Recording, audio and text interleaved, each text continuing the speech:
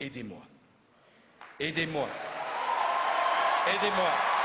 Aidez-moi à construire cette France qui entraînera le monde sur la voie d'un nouvel ordre mondial. Cette France qui entraînera le monde sur la voie d'un nouvel ordre mondial. Sur la voie d'un nouvel ordre mondial. Je tiens au nom de la nation à féliciter les services de police. We give thanks for the men who carried out this operation. Et à rendre hommage à la mobilisation exceptionnelle des forces de l'ordre. Thanks to the tireless and heroic work of our military and our counterterrorism professionals. Face à un tel événement, la France ne peut être grande que dans l'unité. And tonight, let us think back to the sense of unity. Nous devons être rassemblés. The American people came together. Je vous remercie. Thank you. En face de vous. Votre réaction, Monsieur Chemillard? Mais c'est pas n'importe quelle moustache. Ma réaction, je l'ai dit à plusieurs reprises.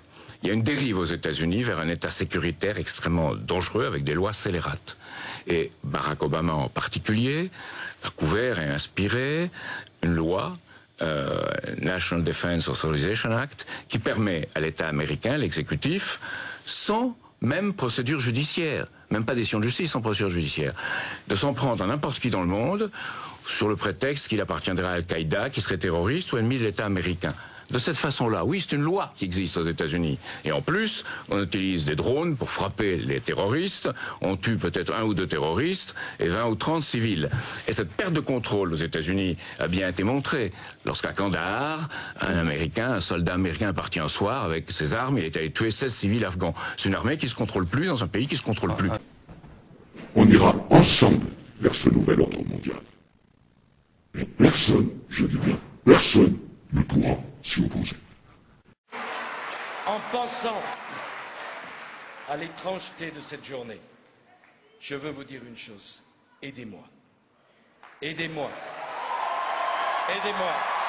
Aidez-moi à construire cette France qui entraînera le monde sur la voie d'un nouvel ordre mondial. Qui entraînera le monde sur la voie d'un nouvel ordre mondial. Sur la voie d'un nouvel ordre mondial. En pensant à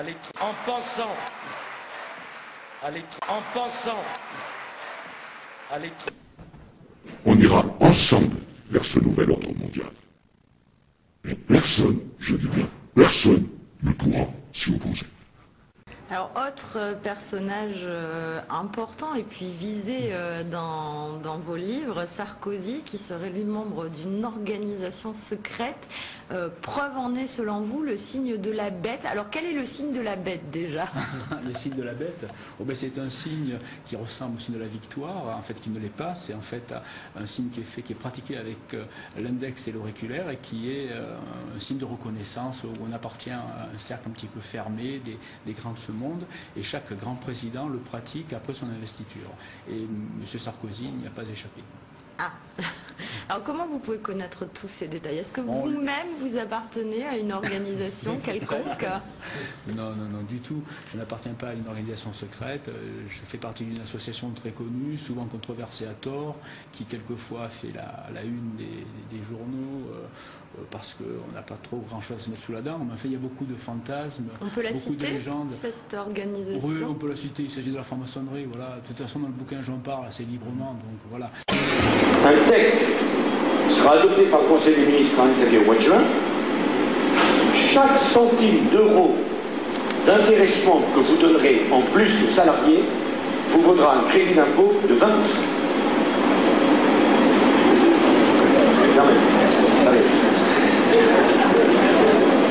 Non mais vous avez compris mon idée. J'envoie ce chiffre. Et quant à 2008, on commence avec au premier trimestre 0,64. Le consensus des économistes, c'est-à-dire ce qu'on appelle les sachants. Les sachants. Ils disaient ça sera 0,3, circulez, il n'y a plus rien à voir. Le consensus des économistes, c'est-à-dire ce qu'on appelle les sachants. Ce qu'on appelle les sachants. Les sachants.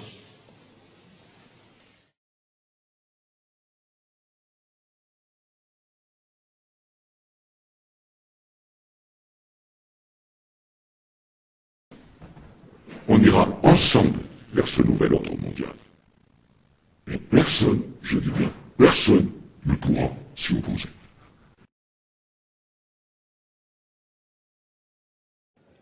Mesdames et Messieurs les chefs de gouvernement, Monsieur le secrétaire général, Monsieur le Président de l'Assemblée générale, tenir nos engagements pour le financement, pour le développement, imaginer des financements innovants, faire toute sa place à l'Afrique notamment dans la nouvelle gouvernance mondiale. Je ne me lasserai pas de le répéter du haut de cette tribune. Nous sommes au XXIe siècle, nous ne pouvons pas continuer avec la gouvernance du XXe siècle. L'année qui vient, c'est l'année de tous les changements possibles. Vous êtes les chefs d'État et de gouvernement du monde. Après la crise, ne retombons pas dans les mauvaises habitudes et dans le train-train quotidien. Cette année qui vient doit être celle des grands changements. Vous l'avez compris, la France souhaite y participer, non pas bien sûr pour faire des discours, non pas bien sûr pour donner des leçons, mais pour entraîner le monde entier vers une nouvelle gouvernance mondiale, vers une plus grande solidarité et vers l'émergence de financements innovants. À cette condition-là, nous serons crus et respectés par l'ensemble des peuples du monde. Je vous remercie. On ira ensemble vers ce nouvel ordre mondial. Et personne, je dis bien, personne ne pourra s'y opposer. Parce que tout ceci est un équilibre. Et chacun regarde ce que fait l'autre. Et c'est ça peut-être peut-être la nouvelle gouvernance mondiale. Et la mise en œuvre de ce devoir de protection. Et je dois penser aussi aux pays qui se sont abstenus, comme la Russie et comme la Chine. C'est très important. Et aux autres, pardon. Mais l'Allemagne est dans l'Europe. Et donc nous sommes mis d'accord sur un texte. La Russie et la Chine n'ont pas participé à la réunion de ce soir. Mais c'est extrêmement important tout ça. Et la Ligue arabe, et la difficulté de chacun, et la sensibilité des opinions arabes. Mais c'est à ces conditions très précises et très rigoureuses que cette opération pourrait être qualifiée de succès pour l'avenir. Nous n'avons pas le droit d'outrepasser la légalité internationale. Mais nous n'avons pas le droit non plus de partir avant que notre devoir de protection ait été complètement mis en œuvre. Voilà les deux lignes rouges que nous avons. C'est ça peut-être peut-être la nouvelle gouvernance mondiale. Peut-être la nouvelle gouvernance mondiale. Gouvernance mondiale. On ira ensemble vers ce nouvel ordre mondial. Et personne, je dis bien, personne ne pourra s'y opposer. Cette crise, il fallait d'abord essayer de la maîtriser. Cette crise dont il est clair désormais qu'elle ne peut se résoudre sans une intervention massive des États, cette crise qui appelle d'urgence un nouvel ordre économique, financier, monétaire, cette crise exprime au fond un besoin profond de politique. Cette crise marquera sans doute pour l'histoire le commencement véritable du XXIe siècle.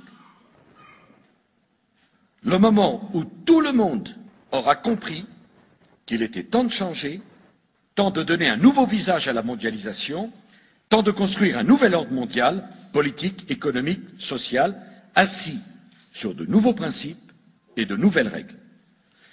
Au nom de l'Europe, en tant que président de l'Union européenne, j'ai proposé que se tienne d'ici à la fin de l'année un sommet mondial pour que soient discutés et décidés ces nouveaux principes, ces nouvelles règles.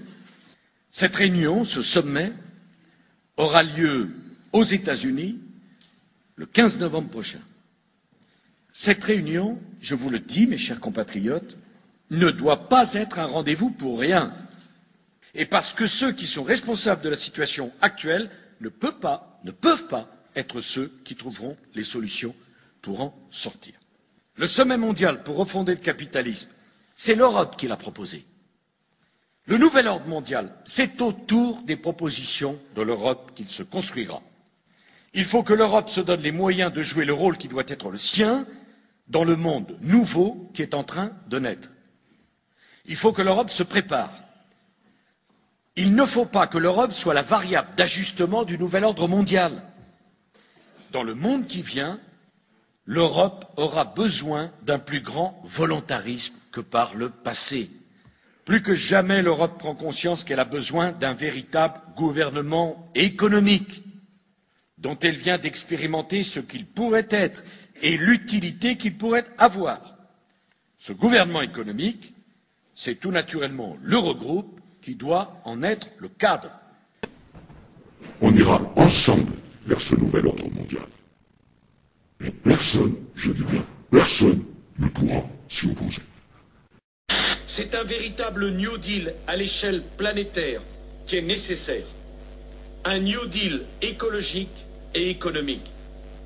Au nom de la France, j'appelle tous les États à se réunir pour fonder le nouvel ordre mondial du XXIe siècle sur cette idée forte que les biens communs de l'humanité doivent être placés sous la responsabilité de l'humanité tout entière.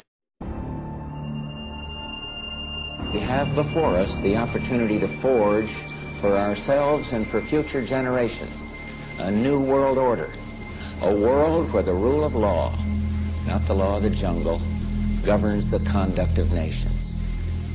When we are successful, and we will be, we have a real chance at this new world order, an order in which a credible United Nations can use its peacekeeping role to fulfill the promise and vision of the UN's founders. Nicolas Sarkozy est considéré par certains diplomates américains comme le président français le plus pro-américain. C'est ce qui ressort des documents Wikileaks publiés par Le Monde. Nicolas Sarkozy qui aurait évoqué un envoi de troupes françaises en Irak au sein d'une force internationale. C'était avant son arrivée à l'Élysée.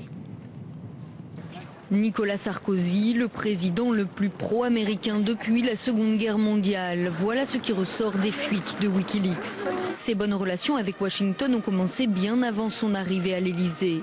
Il révèle par exemple sa candidature à la présidentielle à l'ambassadeur américain dès le 1er août 2005, soit 16 mois avant qu'il ne l'annonce au peuple français. Une proximité avec les États-Unis qui s'exprime dans le style comme dans les mots.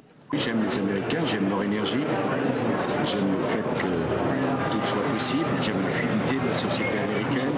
L'affection va dans les deux sens. En 2006, dans un long portrait dithyrambique, l'ambassadeur américain souligne les liens entre le candidat et les États-Unis. Il est pro-américain et acquis au principe du libre marché. Sarkozy est l'homme politique français qui soutient le plus le rôle des États-Unis dans le monde.